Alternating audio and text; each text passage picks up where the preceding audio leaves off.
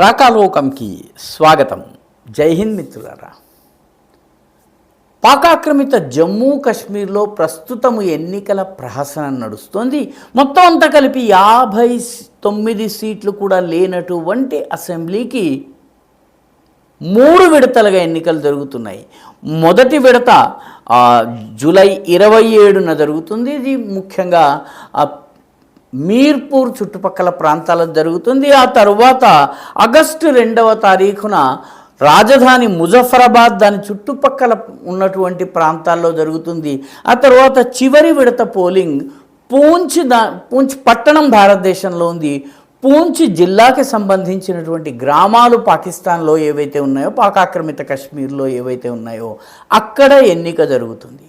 అంటే ఇంత చిన్న ప్రాంతంలో 59-60 సీట్లకు సంబంధించిన ఎన్నికను ఇన్ని విడతలుగా చేయడానికి కారణం ఏంటంటే, సైన్యాన్ని ఒక చోటు నుంచి మరొక చోటికి తరలించాలి. ఆ ఏరియా వాళ్ళు అర్థం చేసుకోవడానికి టైం ఇవ్వాలి. తద్వారా భయపెట్టి, బెదిరించి, బలవంత పెట్టి, తుపాకీ చూపించి ప్రజల చేత ఓటు వేయించాలి. లేకపోతే ప్రజలు ఓటు వేయకపోయినట్టయితే ఈ ఎన్నికలంతా కూడా ఒక ప్రహసనం అన్నటువంటి విషయం ప్రపంచానికి తెలుస్తుంది. ఎందుకంటే 75 సంవత్సరాల్లో మొట్టమొదటిసారి పాకాక్రమిత జమ్మూ కాశ్మీర్లో మానవ హక్కుల పరిస్థితి ఏంటి, అక్కడి ప్రజల కనీస జీవన ప్రమాణాలు ఏంటి, అక్కడ వాళ్ళకి కనీస సదుపాయాలు అందడం లేదు, విద్యాలయాలు, వైద్యాలయాలు, ప్రభుత్వానికి సంబంధించినటువంటి కార్యాలయాలు లేవు, పెద్ద చదువులు చదువుకోవాలంటే కూడా కరాచీకి వెళ్ళాల్సినటువంటి పరిస్థితి, ఇవన్నీ కూడాను ప్రపంచం దృష్టిని ఆకర్షించాయి. ఇన్నాళ్ళు వీటన్నిటినీ దాచిపెట్టి మానవ హక్కుల హననమంతా కూడా భారతదేశంలో జరుగుతున్నట్టుగా ప్రచారం చేస్తూ వచ్చింది. ఇప్పుడు గురివింద కింద ఉన్నటువంటి నలుపు ప్రపంచం చూసేసింది. అందుకే ఈ ఎన్నికల్ని ఏదో రకంగా ఒక ప్రహసనంగా అయినా సరే ఎన్నికల్ని నిర్వహించాలని చెప్పి ప్రయత్నిస్తోంది. అక్కడ ఉన్నటువంటి జాయింట్ అవామీ యాక్షన్ కమిటీ, ఇది ఒక ప్రజా సంఘము.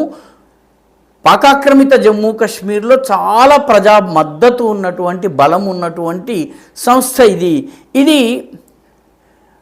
27న జరగవలసినటువంటి ఎన్నికల్ని బహిష్కరించమని పిలిపించింది. ఆ తర్వాత అంటే 17 స్థానాలకు జరిగేటటువంటి ఎన్నిక ఇది. ఆ తరువాత 2 ఆగస్టుకి ముజఫరాబాద్కి లాంగ్ మార్చ్ నిర్వహించాలని చెప్పి భావిస్తోంది. అక్కడ ఎన్నికలు జరిగే రోజున ప్రజలు ఎన్నికల్లో పాల్గొనకుండా ఉండేందుకు, ప్రజా చైతన్యాన్ని పెంచేందుకు ఒక లాంగ్ మార్చ్ని రవాలా కోట్ అనేటువంటి ప్రాంతం ఉంది, రవాలా కోట్ నుంచి ఏకంగా ముజఫరాబాద్ దాకా యాత్రను తీసుకువెళ్ళడం. అన్ని గ్రామాల ప్రజలు రవాలా కోట్కు వస్తారు. అక్కడి నుంచి భారీ ఎత్తున ఊరేగింపు తీసుకువెళ్తారు. ఈ ఊరేగింపుని అడ్డుకునేందుకు పాకిస్తాన్ సైన్యం ప్రయత్నిస్తోంది. ఆ చుట్టుపక్కల ప్రాంతంలో ఇంటర్నెట్ని కట్ చేసేసింది. అయినప్పటికీ VPN మాధ్యమంగా సమాచారాన్ని బయటకు పంపుతున్నారు. జమ్మూ కాశ్మీర్, ఆక్రమిత జమ్మూ కాశ్మీర్లో ఉన్నటువంటి ప్రజలు తమకి కనీస అవసరాలు, ఆహార దినుసులు, పప్పులు, ఉప్పు, ఇటువంటి వస్తువులు సబ్సిడైజ్డ్ ధర మీద తమకు పెంచాలని కోరుకుంటున్నారు. తమ దగ్గర ఉత్పత్తి అయ్యేటటువంటి జల విద్యుత్తుని తమకి మామూలు ధరకి ఇవ్వాలి. వేరే రాష్ట్రాలకు వెళ్ళి, ముఖ్యంగా లాహోర్ ఇటువంటి ప్రాంతాలకు వెళ్ళి అక్కడి నుంచి మళ్ళీ రీడైరెక్ట్ చేయడం వల్ల ఎక్కువ విద్యుత్ ఛార్జీలు వస్తున్నాయి. కాబట్టి దాన్ని తగ్గించాలని చెప్పి ప్రజలు పెద్ద ఎత్తున ఉద్యమం చేస్తున్నారు. ఇప్పటి వరకు పాక్ సైన్యము 7,000 నుంచి 9,000 మందిని అరెస్టు చేసింది. వాళ్ళని జైళ్ళలో చాలా దయనీయమైన పరిస్థితుల్లో ఉంచుతోంది. కనీసం ఆహారం కూడా ఇవ్వనటువంటి పరిస్థితి. ఈ పరిస్థితులన్నీ కూడాను మొత్తం మీద ప్రజలలో మరింత తిరుగుబాటు భావనను తీసుకొస్తున్నాయి. ఎన్నికలు ఏవైతే ఉన్నాయో, ఈ ఎన్నికలు జరిగితే ఎన్నికల్లో తమ అభిప్రాయము, తమ మనోగతము, తమ మనోభావాలు ప్రతిబింబించవు ఫలితాలలో అని చెప్పి ఆక్రమిత జమ్మూ కాశ్మీర్ ప్రజలు పోరాడుతున్నారు. కారణం ఏంటంటే దీనిలో ఒక 12 సీట్లు ఉన్నాయి. ఈ 12 సీట్లు కశ్మీర్ నుంచి వచ్చి లాహోర్లో, ముల్తాన్లో, చిత్రాల్లో ఇటువంటి వేర్వేరు ప్రాంతాల్లో సెటిల్ అయినటువంటి వాళ్ళకి కేటాయించారు. ఆ మూలానికి చెందిన వాళ్ళు అక్కడ కంటెస్ట్ చేయగలరు.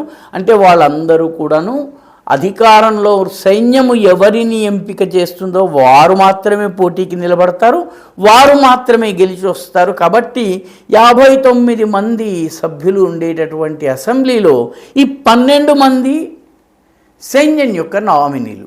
కాబట్టి వీళ్ళు మొత్తము మంత్రిత్వ శాఖల యొక్క పనితీరుని కానీ, ప్రభుత్వ పనితీరు కానీ దీన్ని అంతటిని కూడా శాసిస్తారు. కాబట్టి ప్రజలు ఈ 12 సీట్ల రిజర్వేషన్ను తీసేయాలని చెప్పి డిమాండ్ చేస్తున్నారు. మొత్తం మీద పాకిస్తాన్ యొక్క ప్రధానమంత్రిగా ఉన్నటువంటి ఫైజల్ రాఠోడ్ ఆయన కూడా ఈ విధానానికి వ్యతిరేకంగా గళం విప్పాడు. మొత్తం మీద పాకిస్తాన్లో పాక్ ఆక్రమిత జమ్మూ కాశ్మీర్లోని ప్రజలు తొలిసారి ఇంత పెద్ద స్థాయిలో తిరుగుబాటు చేస్తున్నారు, కనీస అవసరాల కోసం పోరాడుతున్నారు. దీనివల్ల పాక్ ఆక్రమిత జమ్మూ కాశ్మీర్ని ఉపయోగించుకుని ఉగ్రవాదుల్ని భారతదేశానికి పంపాలన్నటువంటి ప్రయత్నం ఏదైతే ఉందో అది దెబ్బతింటోంది.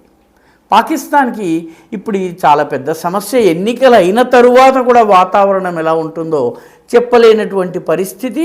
78 సంవత్సరాలలో తొలిసారి పాక్ ఆక్రమిత జమ్మూ కాశ్మీర్ ప్రజలు గళం విప్పడం పాకిస్తాన్కి ఇది చాలా అశుభ సంకేతము. రాకూడని సమయంలో వచ్చింది.